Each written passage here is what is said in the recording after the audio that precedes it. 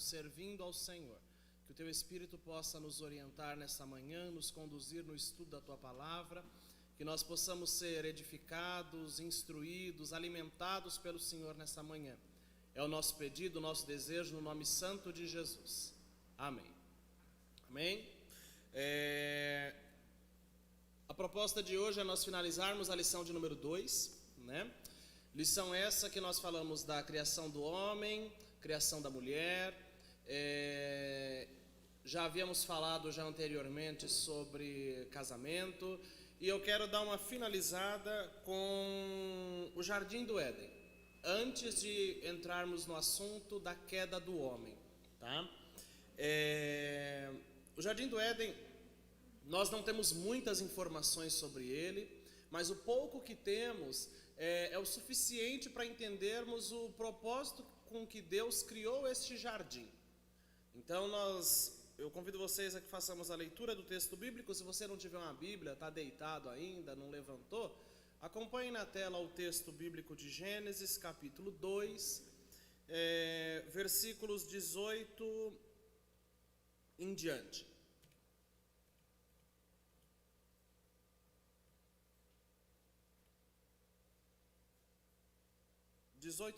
Gênesis 2, do 4 ao 17.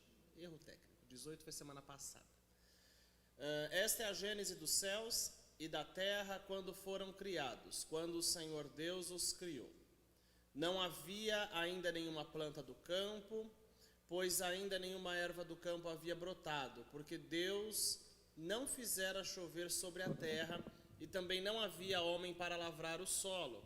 Mas uma neblina subia da terra e regava toda a superfície do solo. Então formou o Senhor Deus o homem do pó da terra, lhe soprou nas narinas o fôlego de vida, e o homem passou a ser alma vivente. E plantou o Senhor Deus um jardim no Éden, na direção do Oriente, e pôs nele o que havia formado. Do solo fez o Senhor Deus brotar toda sorte de árvores agradáveis à vista e boas para o alimento, e também a árvore da vida no meio do jardim, e a árvore do conhecimento do bem e do mal. E saía um rio do Éden para regar o jardim, e dali se dividia, repartindo-se em 4 braços. O primeiro chama-se Pison, é o que rodeia a terra de Havilá, onde há ouro. O ouro desta terra é bom. Também se encontram lá o bidélio e a pedra de ônix. O segundo rio chama-se Gion, é o que circunda a terra de Cuxi. O nome do terceiro rio é Tigre, e é o que corre pelo oriente da Assíria. E o quarto é o rio Eufrates. Tomou, pois, o Senhor Deus ao homem e o colocou no jardim do Éden para o cultivar e guardar. E o Senhor esta ordem: de toda a árvore do jardim comerás livremente, mas da árvore do conhecimento do bem e do mal não comerás, porque no dia em que dela comeres, certamente morrerás. Bem? Então, o texto de Gênesis 2, do 4 ao 17, ele dá uma resumida na criação, ele resume novamente o relato criador de Deus, né? E vai nos apresentar aonde Deus colocou esse homem e essa mulher na criação. Então, o alvo da lição é conhecer um pouco do paraíso que Deus criou para o ser humano, tá?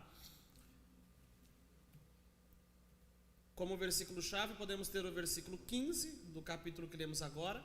Tomou, pois, o Senhor Deus ao homem e o colocou no jardim para cultivar e guardar. Tá? O homem não foi posto no paraíso para não fazer nada. Há uma ideia equivocada de paraíso, como se o paraíso fosse um local de não fazer absolutamente nada. Ele estava no paraíso, mas tinha obrigações e funções neste paraíso. Então vamos lá. Na introdução, nós temos que o termo Éden vem do hebraico Edna e pode ser traduzido por delícia ou prazer. Jardim vem do hebraico Gan, que pode ser traduzido por área cercada. Então era uma área cercada que Deus fez, né? Como se fosse um lugar reservado, onde o homem pudesse se deleitar, onde o homem pudesse ter prazer, onde o homem pudesse ter satisfação, né, física e emocional, tá? E principalmente satisfação espiritual, porque nesse lugar ele teria contato, comunhão direta e constante com o Criador, ok? O Éden ficava localizado, e eu coloco ficava, porque nós não sabemos do paradeiro deste jardim, então nós não falamos no presente que ele fica, né? Eu explico um pouco mais adiante por quê. O Éden ficava localizado da banda do Oriente, ou seja, a leste dos rios Pison, Gion, Hiddekel e Tigre, né? Mas a posição exata não é conhecida. Qualquer um que queira dizer o Éden está aqui, o Éden ficava aqui, o Éden era em tal lugar, está equivocado. Nós não somos Indiana Jones, né? Nós não estamos aqui para ficar caçando aonde estava o jardim. Eu sempre digo aos alunos da escola dominical que nós temos uma regra muito clara em Deuteronômio 29, 29, né? O que está revelado é para nós, o que não está revelado, o que Deus ocultou, é para Ele. Se Deus quis assim, não adianta nós ficarmos criando especulações, aonde está, será que está em tal lugar ou não. A localização do Éden é desconhecida, Deus quis fazer assim, tá? A plantação do jardim revela um toque do meticuloso cuidado de Deus, né? O que tudo indica é que no jardim havia-se tudo o que o homem necessitasse. Há alguns estudos que indicam que o ser humano, até o período do dilúvio, ele era herbívoro, né? Ele se valia de fruta, verdura, legumes, ele não comia carne, né? O primeiro relato que nós temos de que Deus dá a permissão a alguém comer carne está depois do dilúvio, né? Já com Noé e seus filhos. Então, havia todo tipo de planta e fruta neste jardim, né? Estava disponível para o homem comer, o homem, a mulher, estava disponível para a primeira família participar de tudo que havia naquele jardim. Deus, como um pai cuidadoso, um criador zeloso, deixou tudo disponível. E aí nós vamos ver que parece que havia uma pegadinha, né? Estava tudo disponível, mas tinha a árvore que não podia mexer, né? Então, o jardim revela um toque do cuidado de Deus, um toque especial de Deus. A imagem do Deus zeloso e cuidadoso complementa a imagem do Criador forte e superior do capítulo 1. Então, no capítulo 1, você tem um Deus absoluto, supremo, que com uma palavra só diz haja, aparece, haja e aconteça. Um Deus que não depende de ninguém, não precisa de ninguém. Um Deus que faz tudo de acordo com seu próprio conselho e propósito. Quando você vê no capítulo 2, ele continua sendo esse mesmo Deus, absoluto supremo. Mas agora ele se apresenta já mais paternal, mais cuidadoso.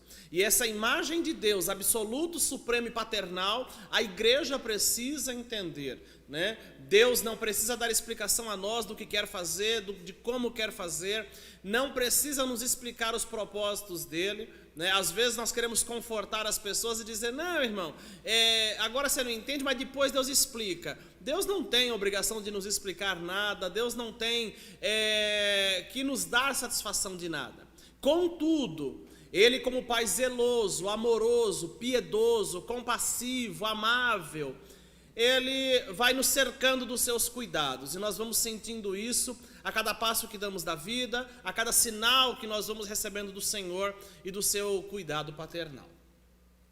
Ao ser criado, o homem adquire o direito de desfrutar das coisas agradáveis do jardim, está em Gênesis 2:9. O Éden era um jardim extraordinário e farto, com diversas espécies das melhores árvores e plantas, tá? Eu digo das melhores para não dizer de todas, nós não sabemos o que tinha nesse Éden, tá? Duas árvores chamam a atenção no Éden: a árvore da vida e a árvore do conhecimento do bem e do mal, Gênesis 2:17 e 3:24. A gente não consegue explicar muito sobre essas duas árvores, a gente consegue falar delas o que a Bíblia fala delas, e a Bíblia fala pouco delas, né? elas não existem hoje ou foram tiradas de cena por Deus, tá?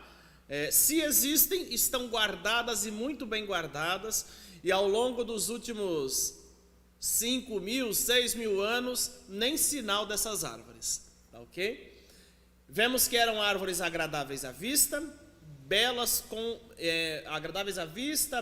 e com lado prático, eram boas para a alimentação. Deus criou uma árvore que não podia ser usada como alimento, mas fez uma árvore bela, bonita e agradável, uma árvore atraente, né? E por que será que Deus faz isso? Não é para usar a árvore, mas Deus faz uma árvore atrativa. Para que Deus fez isso, né? Nós vamos procurar discorrer um pouco disso, tá? Podemos entender a árvore da vida como associada à concessão da vida, isto é, os seus frutos forneciam vida, tá? Essa árvore está citada em Apocalipse 2,7, na carta de Jesus à igreja em Éfeso, onde é prometido que quem ouvir suas palavras será o vencedor e poderá comer do fruto da árvore da vida. A árvore também é citada em Apocalipse 22:2, no relato da visão da Nova Jerusalém. No meio da praça, de uma margem à outra do rio, está a árvore da vida produzindo seus 12 frutos, um a cada mês do ano, né? Cujas folhas servem de cura para as nações. Então, parando um pouquinho aqui na árvore da vida, o cenário de Gênesis capítulo 2 e Apocalipse 22 é muito semelhante. Nós temos em Gênesis 2 um jardim criado perfeito por Deus para o homem desfrutar ali de tudo que havia e dar comunhão com Deus. E nós temos Apocalipse 22, uma praça com uma árvore e um rio. É muito curioso perceber isso, que a Bíblia começa num jardim e termina numa praça.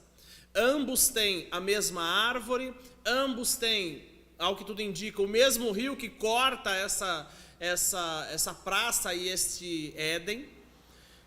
Os dois livros estão intimamente ligados. Eu disse nas primeiras aulas dessa lição, enquanto estávamos presencialmente, que para entender o restante das Escrituras é muito importante conhecer os primeiros capítulos do Gênesis. Por quê? Eles estão ligados, linkados, relacionados, tá?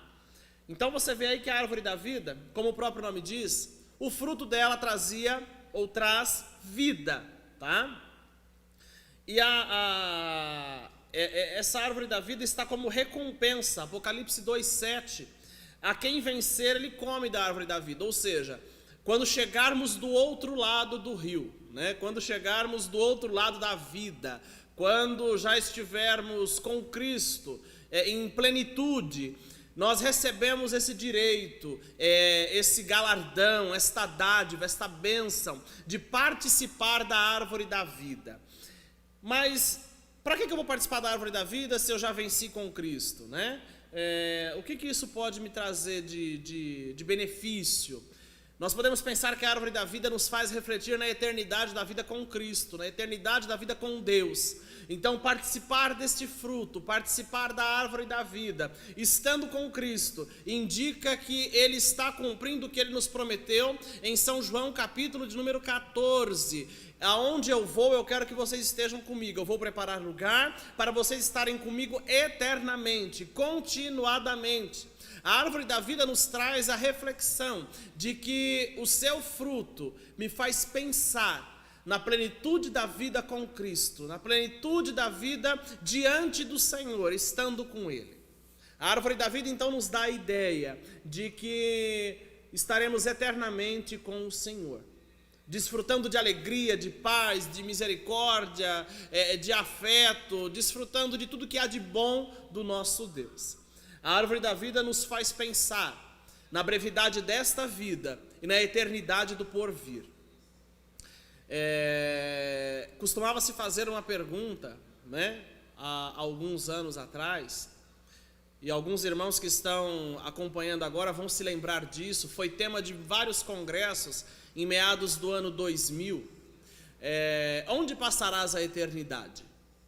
Era uma pergunta muito feita, era uma pergunta repetida várias vezes: aonde você vai passar a eternidade? E o fruto da árvore da vida me faz pensar justamente para onde estou indo, para onde estou caminhando. Porque quem vencer com Cristo recebe como um dos prêmios, um dos galardões, estar diante dele continuamente. A árvore da vida nos faz pensar isso. Talvez a nossa vida aqui nesta terra não seja de muitas vitórias. Talvez o nosso viver, a nossa passagem neste mundo como peregrinos, não seja de muitos louros, de muitas grandezas, de muitos pódios, de muitos troféus. Contudo, há uma resposta de Deus ao vencedor, aquele que guardar a sua fé, combater o bom combate e conseguir chegar do outro lado. Quem conseguir chegar à presença de Cristo, certamente recebe dele poder e autoridade para desfrutar da árvore da vida. A árvore da vida nos faz pensar aonde queremos estar. É lógico que como crentes nós pensamos: não, eu estou na igreja, estou salvo e quero ir para o céu. Contudo, quantas vezes nós passamos por situações, adversidades em nossa vida, em que esse céu parece estar mais distante.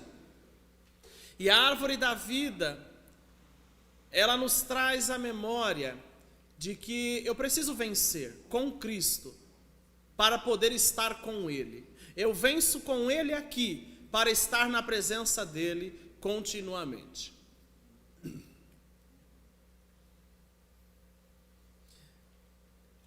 Apocalipse 22:14 também tem uma bem-aventurança para os salvos, que lavaram suas vestes no sangue do Cordeiro e terão direito à árvore da vida. Essa árvore, então, é para quem vencer, é para quem chegar salvo e ter as suas vestes lavadas no sangue do Cordeiro. Então, que nós possamos desfrutar neste momento de comunhão com Deus, né? Quando nós falamos de lavar as vestes no sangue do Cordeiro, me traz à memória a confissão, né? Apresentar nossas culpas a Deus, nossos pecados a Deus. Nós, na igreja moderna, na igreja atual, negligenciamos muito a confissão. Pouco falamos sobre ela. Como é que eu quero alcançar graça e favor de Deus, se eu não me apresento a Deus com o coração quebrantado e contrito e me confessando diante dele? Me vem à memória quando Satanás vai acusar o sumo sacerdote Josué, no livro de Zacarias. Satanás acusa o sumo sacerdote porque ele está com a sua veste suja, e Deus manda imediatamente que um anjo vá lá para que troque as vestes do sumo sacerdote.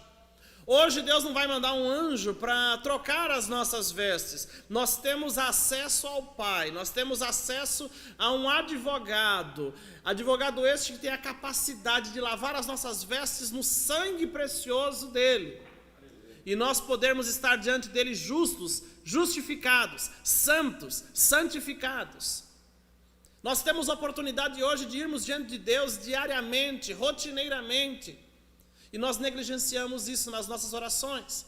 Fazemos das nossas orações um momento de extremas petições. Não temos mais ações de graças, não adoramos a Deus, não louvamos a Deus, não nos confessamos. A oração, ela não é uma lista de supermercado, que você vai até ali com uma listinha e já sabe o que tem que pedir e precisa sair dali com tudo que você pediu. Nós fazemos de Deus como se fosse um grande mercador. E esquecemos que Ele não é um mercador. Ele é um Pai amoroso, um Pai bondoso, que está pronto a nos perdoar. E contudo, antes de ser Pai amoroso e bondoso, também é juiz. Então eu preciso levar em consideração a bondade e a severidade de Deus, como nos ensina o apóstolo Paulo aos Romanos. Considerar as duas coisas. Aqui, nós temos um convite a lavarmos as nossas vestes no sangue do Cordeiro, né? Nós temos um convite ao arrependimento. E eu quero deixar essa dica a você. Crente não confesso não é salvo. Crente que não se confessa diante de Deus, que não se permite ser limpo por Deus, que não se permite ser tratado por Deus, não alcança a salvação. Não alcança. Você pode estar na igreja, viver na igreja, cantar na igreja, pregar na igreja, sentar no púlpito da igreja, usar o microfone da igreja, mas se não tiver uma vida reta, uma vida em que as suas vestes são lavadas no sangue do Cordeiro, você não herda o reino dos céus. Parece um pouco forte para de manhã, mas a árvore da vida me traz essa reflexão de que eu preciso ter uma vida confessa diante de Deus.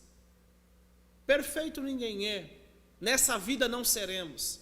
Contudo precisamos, como eu disse na aula passada, se queremos ser imagem e semelhança de Deus, precisamos nos aproximar cada vez mais do Senhor, para que os propósitos dele sejam manifestos através de nós, e através de nossas vidas os outros vejam a Deus e glorifiquem o Pai que está no céu. A árvore da vida nos traz esse conceito então de eternidade, de vida com Deus.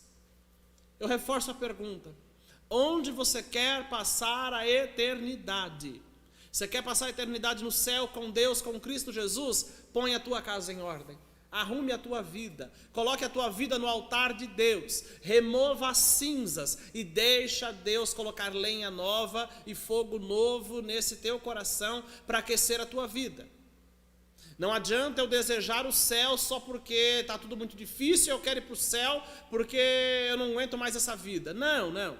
Esse é o desejo errado. A motivação correta para ir para o céu é porque eu desejo estar de contínuo na presença do Criador. Eu desejo desfrutar da mais íntima e pura comunhão com o Senhor. Nesse tempo de pandemia, de doença, de assolação, de desespero, não são poucos os crentes que clamam: Maranata, Senhor, volta logo, eu quero ir para o céu. Mas ele quer ir para se livrar dos problemas, quando Jesus disse: no mundo tereis aflições, tende bom ânimo. Tenha ânimo. As aflições estão aí para serem vencidas. As aflições estão aí para nós atravessarmos, aprendermos e no final de tudo isso ainda glorificarmos a Deus. Precisamos entender que enquanto estivermos aqui peregrinando nesse mundo, a nossa vida deve ser de contínua glorificação ao nome do Senhor. Podemos compreender então aí que a árvore da vida nos faz refletir a grandeza de Deus e a vida eterna que Ele tem nos convidado a viver. Podemos compreender o significado da árvore do conhecimento do bem e do mal, e ela é a chave de todo o problema de Adão e Eva, né? O problema não foi com a árvore da vida, o problema foi com a árvore do conhecimento do bem e do mal, como sendo a possibilidade do ser humano de fazer escolhas, ser responsável por suas decisões. Ela indica a autonomia do ser humano em relação a Deus e a possibilidade de se autogovernar, de ter sua independência entregue por Deus. Ora, e aí entramos num debate, né?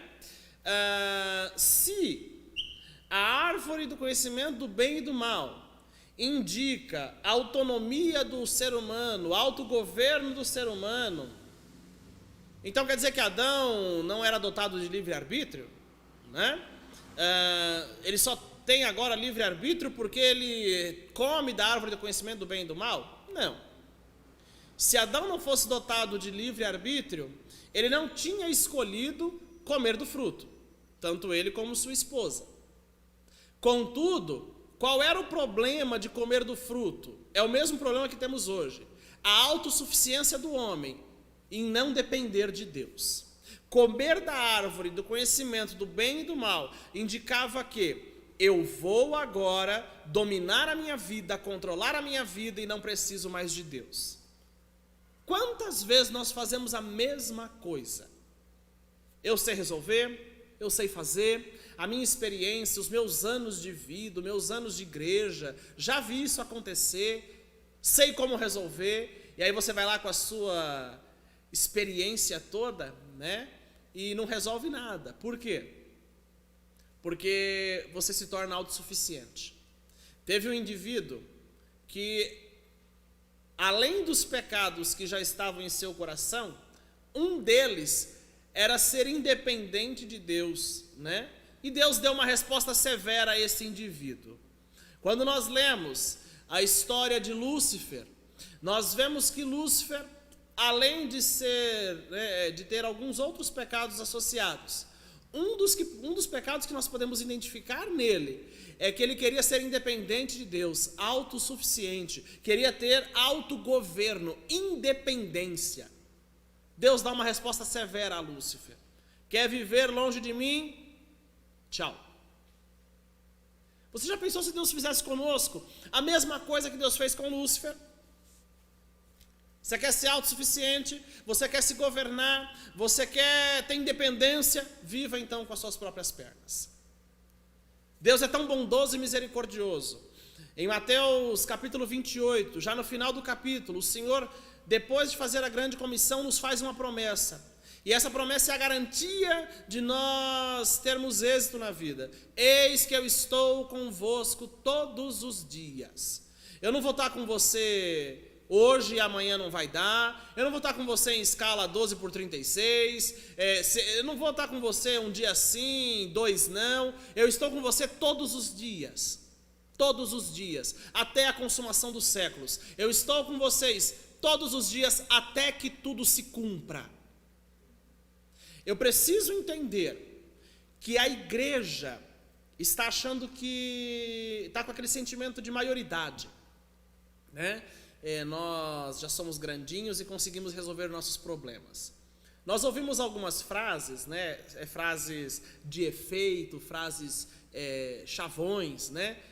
O que está na minha possibilidade eu faço e o impossível é para Deus. Isso dá para nós uma certa independência. O que está na minha possibilidade, eu só faço porque eu dependo do Senhor. Jesus quem ensinou isso. Sem mim, nada podeis fazer. Ou seja, você não faz nada. Se faz alguma coisa, é porque Deus te habilita e capacita a fazer. Então, esse sentimento egoísta de independência, de autossuficiência, ronda a igreja nos dias de hoje. Eu faço, eu sei fazer, eu dou conta do recado, né? Não, eu não dou conta do recado, eu não faço. Miserável homem que sou, não é isso que Paulo diz? Quem sou eu? Ou, parafraseando já mais popular, né? Quem sou eu na fila do pão, não é? que eu sou para achar que eu sou alguma coisa, que eu domino alguma coisa? Não sou nada. Deus lembra da nossa estrutura e sabe que nós somos pó. É isso que nós somos, pó. Hoje existimos, amanhã não mais. Então temos que tomar cuidado, esse sentimento de independência, de autossuficiência, né? Esquecer-se de Deus. A oração nos traz a ideia de dependência de Deus, porque na oração eu confesso as minhas falhas, as minhas fraquezas e as minhas necessidades. E a partir disso eu passo a crer na providência. A doutrina da providência também é pouquíssimo ensinada. O que é a doutrina da providência? É crer que Deus nos providencia tudo. É crer que Deus nos providencia o que precisamos, o que necessitamos, na hora certa, no dia certo. Precisamos crer na doutrina da providência. Precisamos crer que Deus continua nos providenciando aquilo que é necessário. Jesus já vinha dizendo isso no Sermão do Monte, no Evangelho de Mateus capítulo 6. Ele vai dizer, não se ocupe ou não se preocupe com o amanhã, basta cada dia o seu mal. Eu não cuido das aves que estão no céu, eu não cuido das plantas, que dirá de você, homem de pequena fé?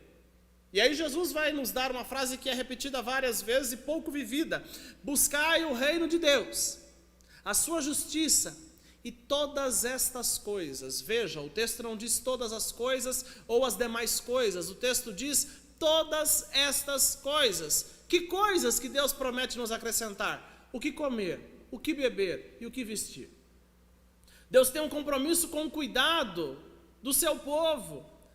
Quando nós buscamos o reino, buscamos cumprir a sua justiça, Deus tem um compromisso que Ele não tinha obrigação de ter, mas Ele quis assumir esse compromisso conosco, de cuidar do nosso vestuário, de cuidar da nossa alimentação, de cuidar do nosso beber, né? Cuida de toda a nossa vida, do essencial da nossa vida. E às vezes nós vamos a Deus em oração pedindo coisas que não vão edificar, não são para proveito nenhum. Mas Tiago, eu não sei orar.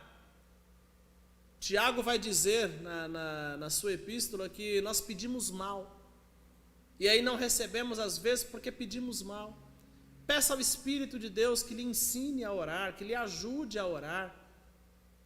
Há momentos na oração que nos faltam as palavras, as lágrimas tomam nossos olhos, o gemido toma conta do nosso ser, e aí vem o Espírito de Deus, que consegue entender os gemidos de nossa alma e levar até Deus como uma oração completa.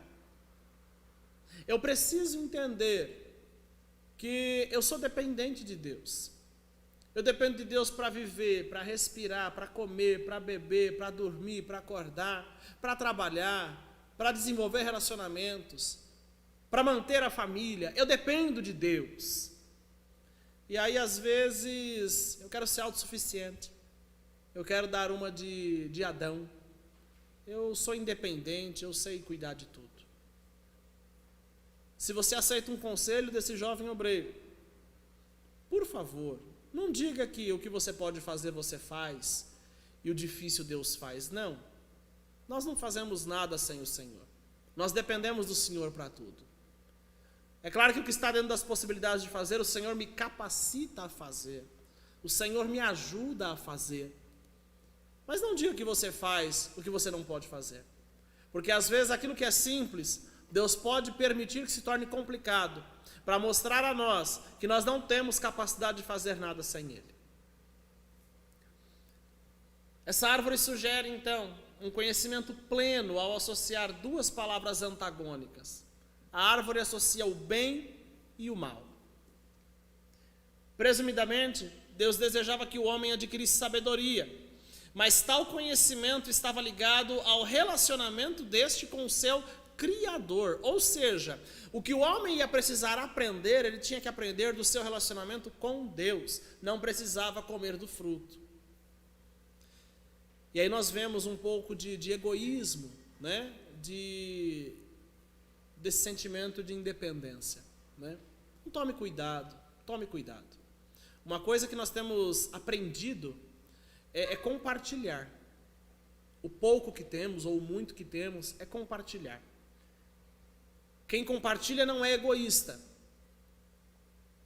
E aí você vai fazer agora aí na sua mente um raio-x da igreja. Com as pessoas com que você se relaciona na igreja. Obviamente que você acaba não se relacionando com todos ou com a grande maioria, mas você se relaciona, vamos usar a expressão panelinha ou seu grupinho. E veja aí, quem está à sua volta? Você está cercado de pessoas que têm um sentimento de compartilhar, um sentimento de doar. Ou você está compartilhado de pessoas egoístas que pensam no seu próprio prazer, no seu próprio deleite, na sua própria razão. Quantas vezes, irmãos, às vezes para evitar discussões, contendas, a gente abre mão até da nossa razão. Não vou falar, vou entregar a causa a Deus em oração, não vou levantar polêmica, porque eu tenho que às vezes ceder para ganhar o irmão. Né? Eu comentei isso há algumas semanas, senão nós ficamos nesses debates desenfreados em rede social. Esse está certo, aquele está certo, esse é de Deus, esse é do diabo, esse lado é bom, esse lado é ruim. Às vezes nós temos que ceder para ganhar. E você está se cercando de que tipo de pessoas? Né? Os nossos relacionamentos devem ser, na medida do possível, com todo o esforço possível, com pessoas que tenham a capacidade de compartilhar, de se doar. Se queremos nos parecer com Cristo, eu não vejo em Jesus nenhuma atitude egoísta. Muito pelo contrário. Jesus, além de ser pacificador, apaziguador, Jesus era muito compartilhador, né? Haja visto os milagres da multiplicação de pão e peixe, né? O que era para um foi para 5.000. O que era para um foi para uma multidão. E às vezes, Deus tem te dado tão pouquinho em suas mãos. Eu não estou falando aqui, gente, de dinheiro ou de bens materiais apenas. O pouco que Deus te dá, e você às vezes não compartilha. Deus te dá às vezes um pouco de tempo a mais do que eu.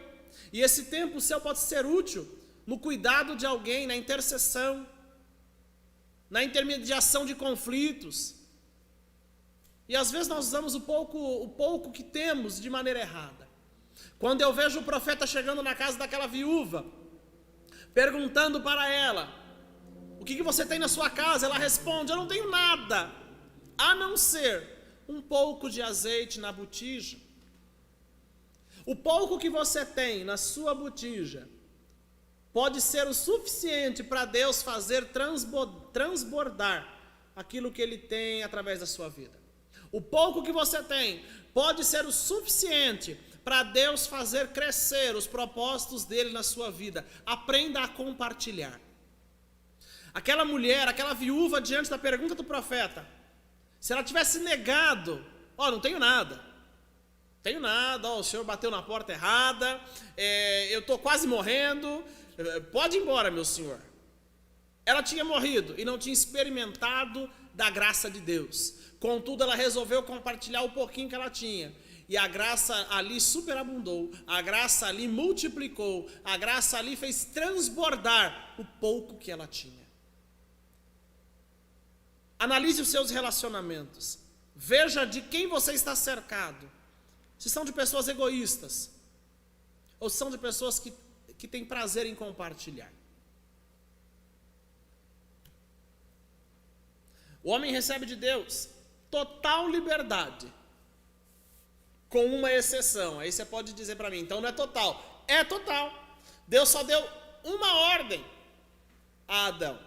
Além das ordens de cuidar e trabalhar no jardim, tirando a parte do trabalho, Deus deu uma ordenança a Adão: não pode comer da árvore do conhecimento do bem e do mal. Era difícil cumprir isso? E aí você pensa, agora se coloque no lugar de Adão. Se coloque no lugar de Adão. A curiosidade aguçada. Poxa, já comi de tudo nesse jardim, menos aquela árvorezinha ali, né? Parece a gente. Deus fala: não vai. Mas, Senhor, eu só queria ir ali, Senhor, só ver o que é. Deus dá uma recomendação: não mexe, não toca no que está quieto, não põe a tua mão. E a gente dá uma de Adão, né? Eu já comi de tudo, estou enjoado dessas frutas. Gente, deve ter fruta no jardim que acho que nem existe mais hoje. Tamanha variedade do que Deus pôs ali para o homem comer. Mas a curiosidade em comer daquele fruto foi maior. Cuidado. E aí vai um alerta de Deus a você: cuidado para que a sua curiosidade não te leve à desobediência. Cuidado.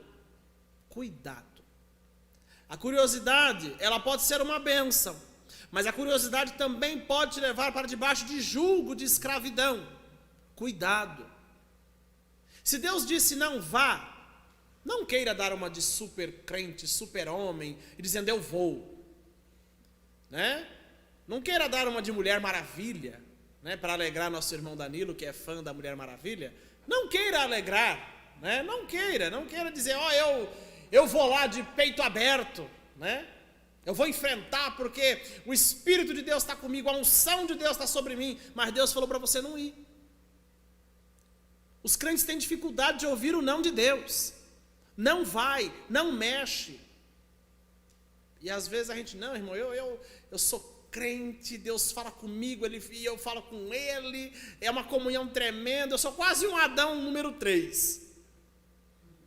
Né? Eu sou o terceiro Adão, desfruto de uma intimidade com Deus extraordinária, eu vou enfrentar. Aí enfrenta a luta e não aguenta.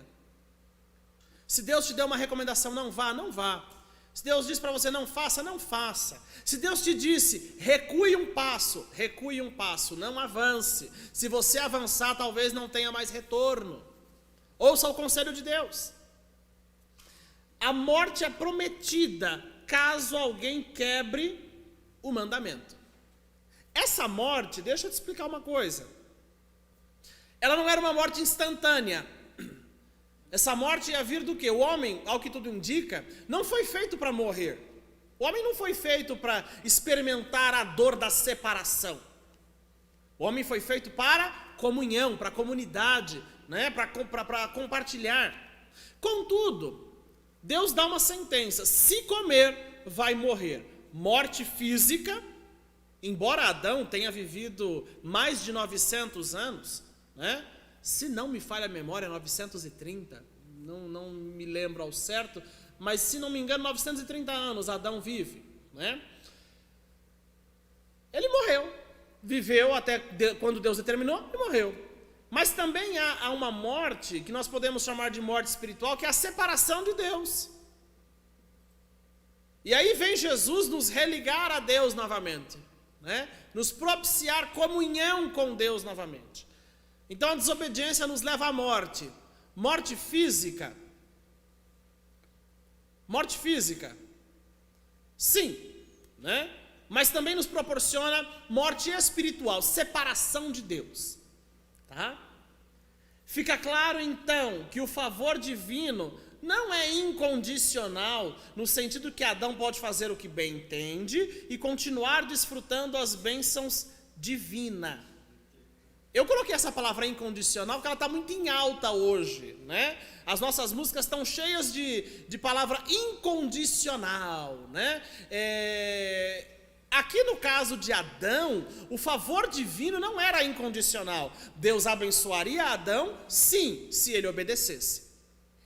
Isso vale para os dias de hoje? É lógico que sim. O amor de Deus é incondicional? Podemos entender que sim, mas o seu favor requer obediência. Eu não posso querer abusar da graça de Deus e fazer o que bem entendo, agir como acho que devo agir, sair pecando à torta e à direita, porque o amor de Deus é incondicional. Porém, o favor de Deus tem condição. Tem que obedecer. Tem que obedecer. E aí a gente cai numa armadilha criada por nós mesmos, né, de que como o amor de Deus é incondicional, ele me resgata como o pai do filho pródigo, né? A gente só pensa no lado bom e faz uma melancolia no amor de Deus. Nós criamos uma romantização no amor de Deus e esquecemos que esse mesmo Deus amoroso é justo. Então tem condição sim. Às vezes você não é abençoado porque não quer obedecer às condições impostas por Deus. Obediência é princípio, é mandamento, não pode ser violado, não pode ser quebrado. Obedecer não é uma opção, obedecer é mandamento, é ordem. Tá? Pelo contrário, deve observar este código simples da lei, para continuar da maneira como começou. Para fazê-lo, deve confiar na palavra de Deus e acreditar na sua advertência. A fé é exigida. Ou seja, para obedecer a Deus eu tenho que ter fé. Na verdade, tudo que eu vou fazer envolve fé. O apóstolo Paulo vai dizer aos coríntios que até para comer, se eu não tiver fé, eu peco. Então coma com fé, viva com fé, ande com fé, né? Pratique as obras de Deus com fé. Obedeça por fé e não por medo. Há uma diferença. Nós temos crentes que obedecem a Deus por medo do fogo do inferno. Isso não é obediência. Com perdão da expressão, é ignorância. Não é obediência. Eu obedeço a Deus porque creio nele. Confio a minha vida nele. E confio que a minha vida está na palma da mão dele. Ele faz da minha vida o que ele quiser. E às vezes, com um gosto amargo, eu prefiro obedecer. Quantas vezes eu sou levado por Deus, por caminhos que eu não queria trilhar, mas por fé e obediência eu vou trilhar.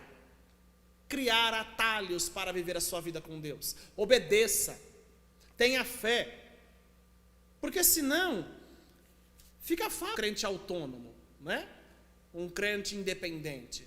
No que convém eu obedeço, no que não convém eu não obedeço, e aí aquilo que não me convém eu falo que é legalismo, e o véu do templo se rasgou de alto a baixo, e eu estou na graça, e vivo na graça, e a gente vê um monte de gente falando isso e não sabe nem o que é graça, e vive em completa desgraça.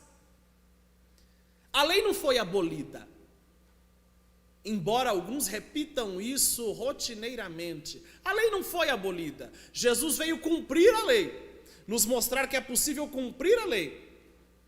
Contudo, Jesus suaviza o fardo da lei, dizendo a nós que, se nós cumprirmos o mandamento de amar a Deus sobre todas as coisas e o próximo como a nós mesmos, nós cumprimos toda a lei. Isso nos dá a ideia de que a lei não foi abolida, ela foi compactada, mas a lei está aí para ser obedecida. Ou é só antigamente que não podia adorar outros deuses e agora pode? Porque nós criamos outros deuses, criamos outros líderes, né? Temos em pessoas que são nossos mestres, mentores, acabamos fazendo deles pequenos deuses e criamos um panteão deles. Olha, a irmã fulana que faz a oração poderosa, a irmã ciclana que tem a revelação maravilhosa, o irmão Beltrano que tem o conselho, o irmão dali da esquina que revela o sonho. Criamos os nossos deuses e esquecemos de colocar a nossa confiança inteira em Deus. Todos nós somos um vaso na mão de Deus. Deus pode usar a qualquer um de nós. Entenda isto. Entregue sua vida na mão de Deus e obedeça. Mas não obedeça por medo, obedeça por fé. Por acreditar que Deus tem o controle de sua vida e de todas as coisas. Amém? Irmão Alberto me lembrou aqui, né? Então Adão tem 930 anos, ok? Não estou tão ruim de memória. Em Gênesis 2, do 10 ao 14, lemos que saía um rio do Éden para regar o jardim. Este rio possuía 4 braços. Esse rio e os seus 4 braços, podem não ser exatamente os mesmos após o dilúvio, né? Por que eu coloquei que eles não podem ser o mesmo após o dilúvio? Se você ler na narrativa do dilúvio, de Gênesis 6 a Gênesis 9, capítulo 6 a 9, você vai ver que, além de ter chovido, Deus abriu as fontes das águas. Isso quer dizer que muitos cursos de rio, né, podem ter sofrido alteração, tá?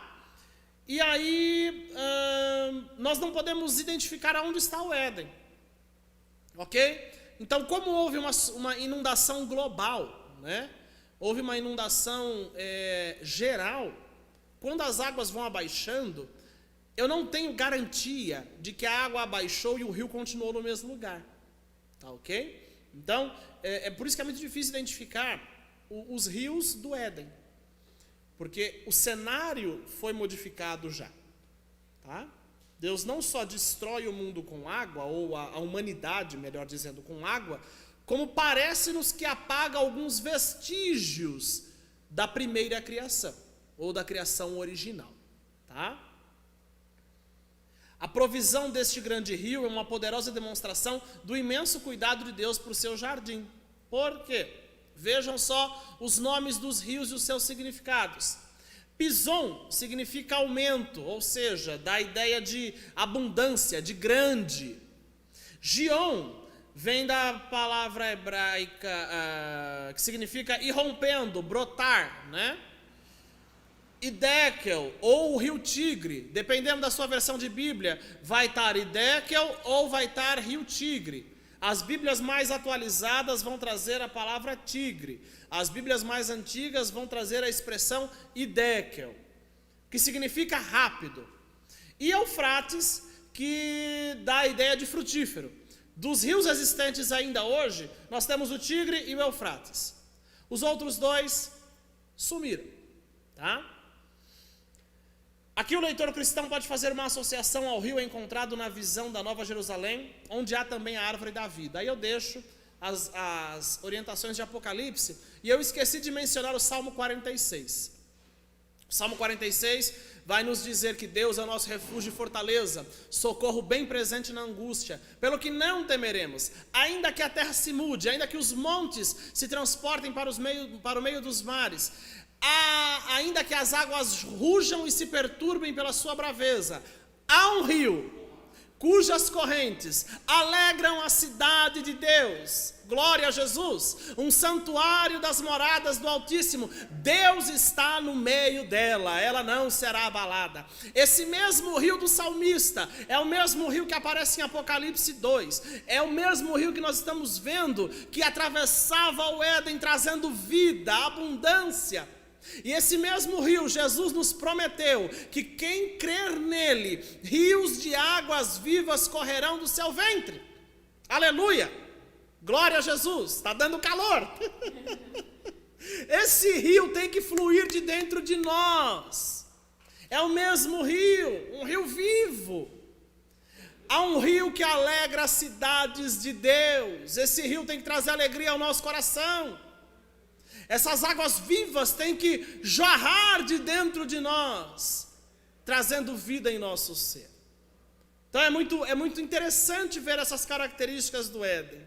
São muito semelhantes ao que nós vivemos e conhecemos. O jardim estava perfeitamente preparado.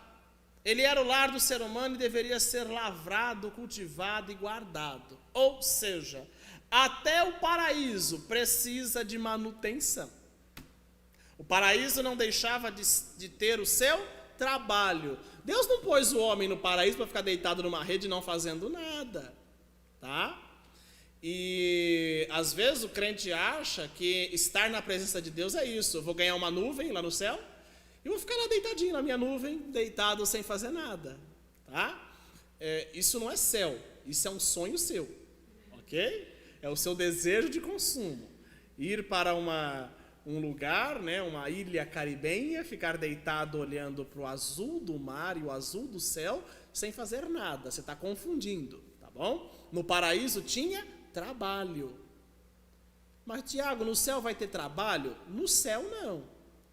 Mas nós precisamos entender que após o céu, né, como é relatado no livro do profeta Isaías, lá no capítulo 60, de 60 a 66 de Isaías, no paraíso nós teremos vida, atividades, ou seja, o porvir não é uma inatividade.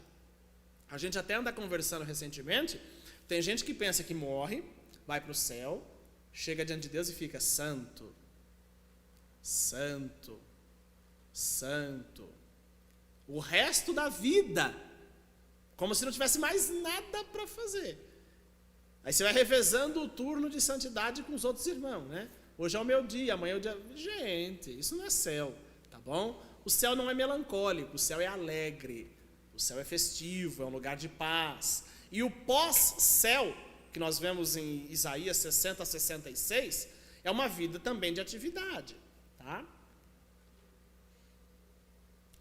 É razoável, então, supormos que, visto as dificuldades, que as dificuldades foram introduzidas no trabalho por causa do pecado de Adão e Eva, o trabalho original deve ter sido uma experiência realizadora e produtiva, ou seja, o trabalho não foi feito para nos trazer frustração.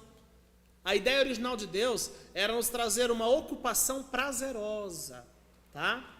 Não são muitas pessoas que você vai ouvir dizer que tem prazer no seu trabalho, que faz o que gosta. A maioria das pessoas acabam trabalhando por obrigação, que precisa trabalhar, porque tem que ter dinheiro. Nosso mundo é movido, né, pelo Deus Mamon, né, por dinheiro. Então você tem que trabalhar, mas poucas pessoas fazem por gosto, né, porque tem prazer em fazer aquilo. Não são muitas pessoas, tá? Isso eu digo de qualquer trabalho, inclusive o trabalho a Deus. O trabalho a Deus, principalmente, me permita fazer uma observação breve, ele tem que ser prazeroso, embora ele é doloroso. Porque o trabalho a Deus, eu devo realizá-lo independente das circunstâncias. Se minha vida está boa ou ruim, o meu trabalho a Deus segue. Se eu estou rindo, se eu estou chorando, o trabalho a Deus segue, né? Se eu não quero fazer, se eu faço birrinha para Deus, Deus levanta outro e o trabalho segue, tá? Então, entenda que o trabalho, o serviço tanto a Deus como o trabalho secular, o serviço que você presta ao seu patrão, à sua empresa, você está servindo a Deus dessa forma também, tá? Desde a queda, os seres humanos têm experimentado frustração no trabalho, Mas é importante lembrar que o trabalho não é o resultado da nossa frustração. É o pecado que nos faz termos frustração. Tá? Mas, Tiago, a maldição do trabalho, né, que Deus coloca ali na queda uma maldição ao homem relacionada ao trabalho, isso ainda persiste, coisa e tal. Semana que vem, se Deus permitir, eu falo sobre. Tá? É um assunto para a queda. Mas o trabalho não foi feito para nos dar frustração. Outro detalhe importante, no Éden, Deus também cria o dia de descanso. Embora a gente quase não os tenha, precisamos descansar. Tá, irmãos? Isso vale principalmente para mim, né? Que falo para os outros do descanso. E se minha esposa estiver vendo isso, ela sabe que eu não descanso, né? Então, o descanso é importante, né? Precisamos descansar. A mente, o coração e esse corpo, tá bom? Por fim, gente, eu coloquei só uma imagem aí no slide final. Vocês conseguem olhar aí?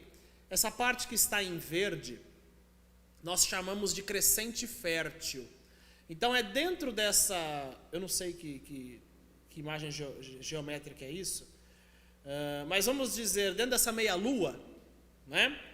Que compreende Israel, Líbano, Jordânia, Síria, Iraque, um pedaço do Irã, dentro desse, um pedacinho da Turquia, do Egito, dentro desse pedacinho, em algum lugar aí, estava o Éden, tá? Então eu disse, não tem como localizar o Éden, só se Deus quiser revelar, né? Não vai dar uma de Indiana Jones, comprar uma passagem e ir para lá para ficar vasculhando coisa lá, né?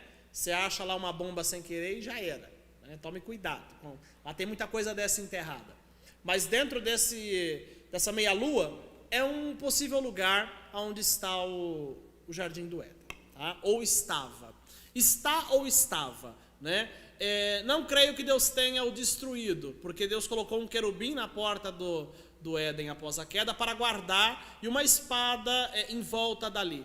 Deus não ia colocar um querubim e uma espada para um lugar que seria destruído. Então, muito provavelmente, esse lugar está guardado, reservado para um fim não muito claro de Deus ainda, tá bom? Não tivemos perguntas, então, não tivemos, né? Então, espero que nós tenhamos tido um bom proveito, tá bom? Eu vou devolver a nossa irmã Marina para fazer alguns anúncios e nós seguimos depois com a oração. Deus abençoe e obrigado por enquanto. Amém, glória a Deus. Grande aula, espero que você esteja com o seu caderninho de anotações repleto e que na semana que vem nós possamos estar juntos novamente para mais uma escola bíblica online. Irmãos, ainda hoje, domingo, nós teremos às 19h15 o nosso culto da família, ministrado pelo nosso pastor João Luiz, online, às 19h15. Então, se organiza certinho para que você possa participar junto com toda a sua família, para estarmos juntos adorando a Deus. Deus abençoe, que você tenha um domingo, uma tarde de domingo abençoada, e nós nos vemos às 19h15. Antes, momento do Luciano, não tem como deixar o momento do Luciano, está aparecendo aí na sua tela agora os dados bancários para você poder fazer seu momento de oferta. Mentaliza os alunos da escola dominical, o Luciano passando com a sacolinha agora, finge que ele está passando aí no seu celular, faz a sua oferta, deposite, transfira a sua oferta para ajudar na casa do Senhor. Bom, eu acho que agora já deu tempo de você ofertar. Deus abençoe. Pastor Tiago, nos deixe maravilhado com a sua aparência e presença. Jesus amado. Vamos lá.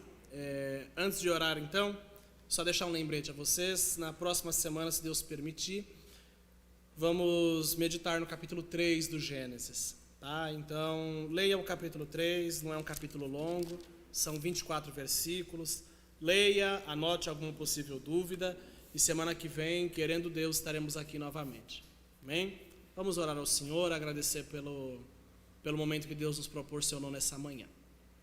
Pai de graça, bondade e misericórdia, É no nome de Jesus que nós agradecemos pela oportunidade que o Senhor nos dá de mais uma vez podermos estar compartilhando da Tua palavra, recebendo os Seus ensinamentos, as orientações para a nossa vida. Eu peço ao Senhor que, com a ajuda do Espírito Santo, possamos pôr em prática aquilo que o Senhor tem ministrado em nossos corações. Agradecemos por mais essa oportunidade de estarmos na Tua presença, juntos, cada um em seu lar, compartilhando das bênçãos do Senhor. Senhor, conforme foi mencionado, também agradecemos pelo aniversário que o Senhor concede à Tua filha, a nossa irmã Suelen, que o Senhor dê a ela saúde, graça e força, hoje e sempre, ao nosso pedido no nome santo de Jesus. Aonde você está, receba a bênção apostólica. A graça do nosso Senhor e Salvador Jesus o Cristo, o amor de Deus, a comunhão do Espírito Santo esteja com vocês hoje e sempre. Você aí, eu aqui, digo amém. Amém. Deus abençoe, bom domingo.